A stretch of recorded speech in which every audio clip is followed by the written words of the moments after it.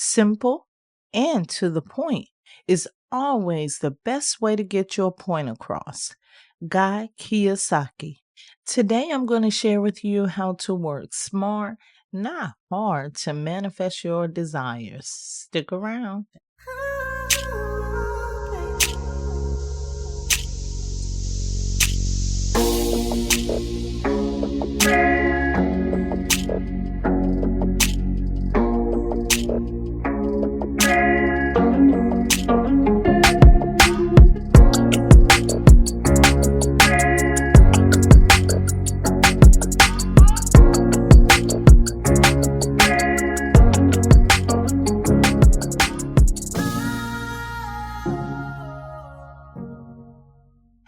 Hello, and welcome. You are listening to the Manifest on Purpose show, and I am the host, Kimbaley.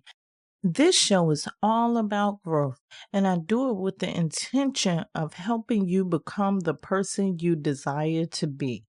Thank you so much for stopping by and spending a little time with me today. Thank you for those you have invited. They're welcome here too. And thank you for subscribing here and on the website at Kimbaley, KIMBALEY.com. The God in me loves the God in you.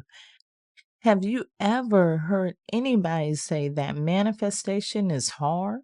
If so, I'm going to clear that myth up for you today. But before we do, let's jump into our Astro-Numerology forecast for today, courtesy of Astro-Numerologist LLoyd Strayhorn and the Star 8 mobile numerology app. It is Monday, July the 8th. The sun is in Cancer. The moon is in Leo.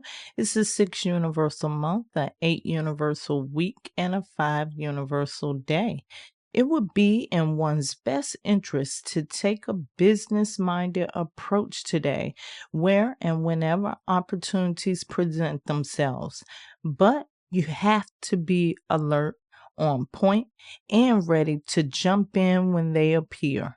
Additionally, one is likely to also notice a need to find personal space, whether that's in the form of travel or simply get away from the noise and bustle of life. Gemini, Virgo, and those born on the 5th, 14th, and 23rd of the month of all the zodiac signs and birth numbers are expected to be on top of things. Once again, that is the Astro-Numerology Report, courtesy of Astro-Numerologist LLoyd Strayhorn and the Star 8 mobile numerology app. You can have access to your forecast every day. Go to star8.com or you can get it on Google Play, the App Store, and at linktree/numbers in you. Speaking on being top of things, you could be. All you have to do is order your numerology forecast for the year. This way you can stay on top of everything because you know your cycles from month to month. That's a game changer. Have you ever noticed that sometimes it seems as if you wish you knew about it before it actually happened? Take a hint from the universe by knowing your personal numerology cycles for the year. You can order that report on Kimbaley, KIMBALEY.com. Now that that's all taken care of, let's get into the show. I would have to say that the most horrible experiences in childhood was doing the household chores. My oldest brother, sister, and I shared the responsibility of the chores. Lucky for my little brother, he was too little to do household chores at that time. There were times that I lived with my grandmother, and it was sweet. No chores required. But when I went back home to Mama, she changed all of that up really quick. We had many chores, which included taking out the trash, cutting the grass, keeping the overall home neat, clean, and sanitized with mama's favorite household cleaner, bleach, of course. I'm not playing. If she didn't smell bleach, the house, in her opinion, was not clean enough. Of all these chores, my least favorite was the dishes. Here's why. There were so many of them because there were actually 5 of us in the family. You never knew when you could be called on for dish duty, which made it difficult for you to even prepare. There would always be a debate. One would state, I washed the dishes last night. And the other one was like, no, you didn't. It was me. I guess I complained about it so much to my mom that she came up with a brilliant solution. And just like that, Operation Chore Rotation began to subtly change the dynamics of our home. Operation Chore Rotation came complete with a detailed flowchart. Each day, my siblings and I were assigned chores. We all had a dish day.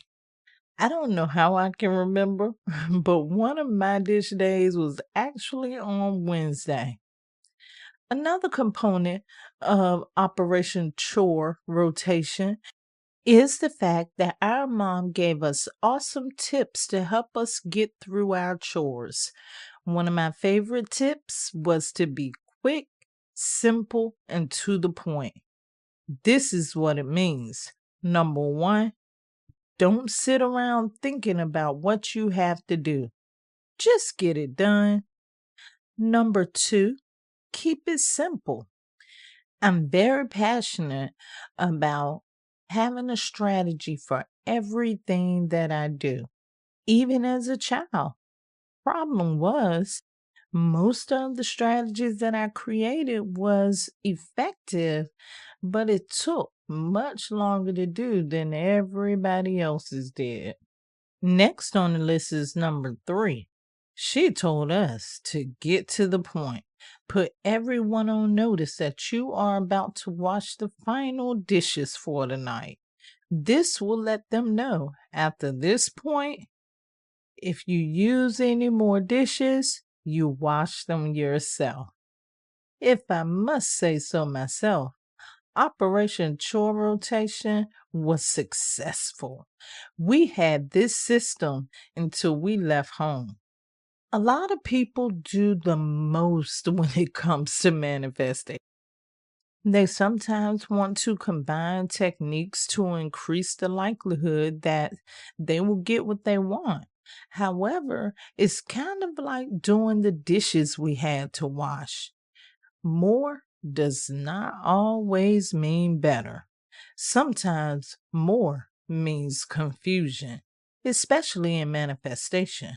To increase your likelihood of manifesting your desire, follow the tips Mama gave us about washing the dishes. Number 1, keep it quick. And I'm not rushing you to make a decision. The point is, if you really want something, you know what it is. You don't have to think about it. If you have to ruminate over it, go back and forth with it, or if you are indecisive, you haven't made the decision to make it an official want. Not saying that it won't one day become one. I'm saying you haven't made it priority yet. If you are indecisive about a want, it will show up in your energy, your motivation, and your will to go for it. The point of number 1 is not to waste your time figuring out what you want. If your desire is strong enough, you will already know what that is. Number 2, keep it simple. I'm going to give you a 1-word cheat code here.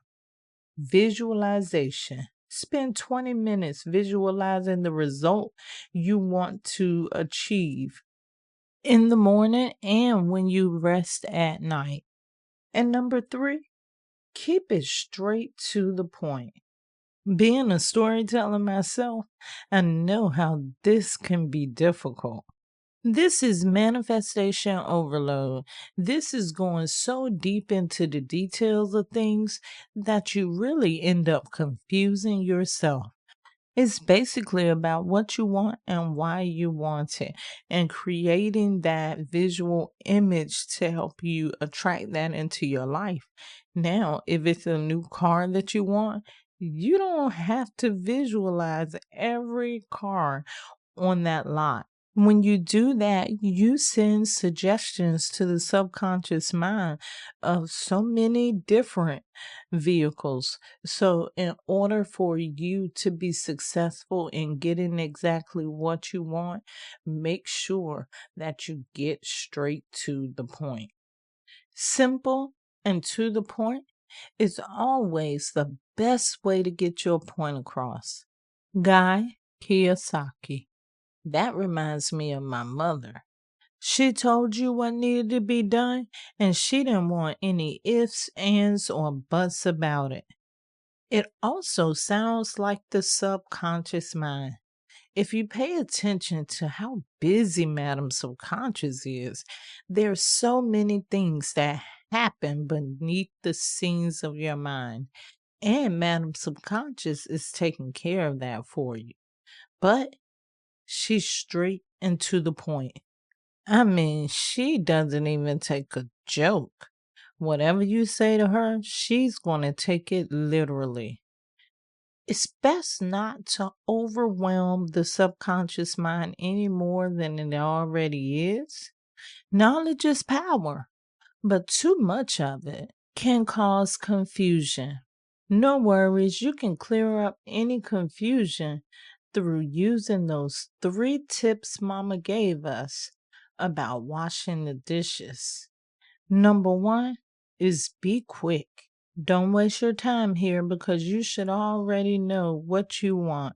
If you can't determine what you want, then that means you need to go back to the drawing board because there's no definite want there.